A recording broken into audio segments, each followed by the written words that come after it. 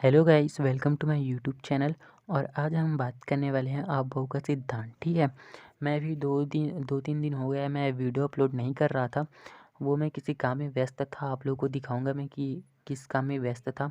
तो फिर चलिए अब ये आज का टॉपिक देखते हैं, आप का सिद्धांत। ठीक है, आप जो है एक जर्मन शब्द है जिसका अर्थ है बनाना या क्रमिक रचना करना, यानी कि बिल्डिंग अप।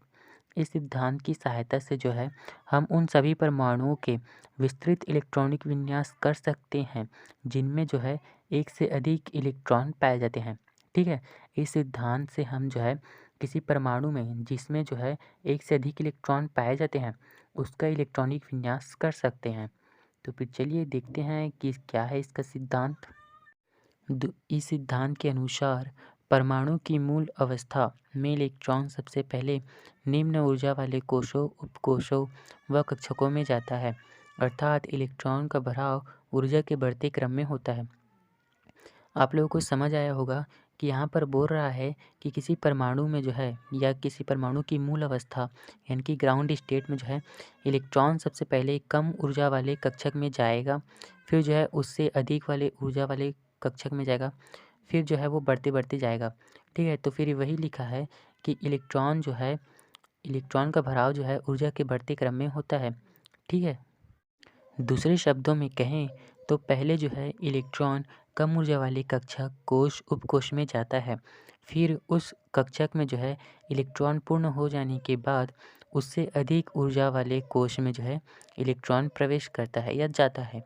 ठीक है, बढ़ती हुई ऊर्जा के आधार पर कक्षों का क्रम इस प्रकार होगा। तो फिर पहले इसको समझ लेते हैं। पहले जो है इलेक्ट्रॉन कम ऊर्जा वाले कक्षक में जाएगा, फिर उस कक्षक में जो है इलेक्ट्रॉन पूर्ण होने के बाद ऊर्जा उससे अधिक ऊर्जा वाले कोश में जो है वो इलेक्ट्रॉन जाएगा। वही लिखा है यहाँ पे। और बढ़ती हुई ऊर्जा के आधार पर जो है कक्षकों का क्रम इस प्रकार होगा। इसको जो है आप लोगों को याद करना होगा। 1s 2s 2p 3s 3p 4s, ऐसे जो है 4s 3d 4p 5s 4d, ऐसे जो है आपको याद करना है ये पूरा। ठीक है, तो फिर चलिए आगे देखते हैं। n+l का नियम। ठीक है, इसके अनुसार जो है उस कक्षक में जो है इलेक्ट्रॉन सबसे पहले प्रवेश करेगा जिसके लिए n+l का मान सबसे कम हो। ठीक है, इसके अनुसार जो है इलेक्ट्रॉन उस कक्षक में पहले प्रवेश करेगा जिसके लिए n+l का मान सबसे कम हो। तो फिर चलिए देखते हैं किसके लिए कम है। n+l का नियम देखते हैं। तो फिर यहाँ पर हमने लिया है 5s 4p 3d। ठीक है, इलेक्ट्रॉन भरने का क्रम जो है ऐसा है, पहले 5s आता है, फिर 4p, फिर 3d। ठीक है, तो फिर 5s के लिए n+l का मान देखते हैं।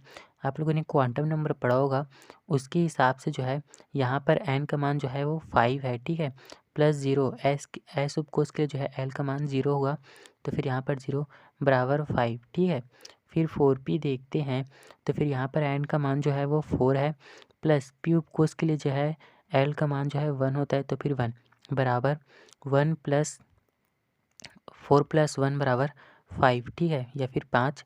फिर देखते हैं 3d, इसमें जो है एन का मान जो है वो 3 है, प्लस डी उपकोष के लिए जो है एल का मान वो 2 होता है, तो फिर 3+2 बराबर 5। ठीक है, तो फिर ये सभी में जो है 5 आया है, n+l का मान जो है वो 5 आया है। बट 5 है सबसे पहले क्यों आता है, इसमें जो है इलेक्ट्रॉन सबसे पहले भरा क्यों जाता है, क्यों इसमें इलेक्ट्रॉन जो है सबसे पहले भरा जाता है 4p और 3d के पहले। ठीक है, तो फिर यहाँ पर देखिए एस उपकोष का मान जो है वो सबसे कम है यहाँ पर एस में। ठीक है, उपकोष का मान जो है सबसे कम जो है एस पर है, यानी कि 5s पर है। इसी वजह से जो है 5s सबसे पहले आता है।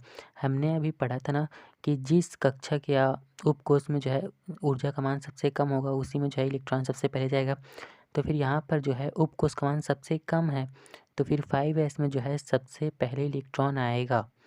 फिर देखिए यहाँ पर भी 5 है, यहाँ पर भी 5 है, बट जो है 3d के मुकाबले जो है 4p में जो है इलेक्ट्रॉन पहले आएगा।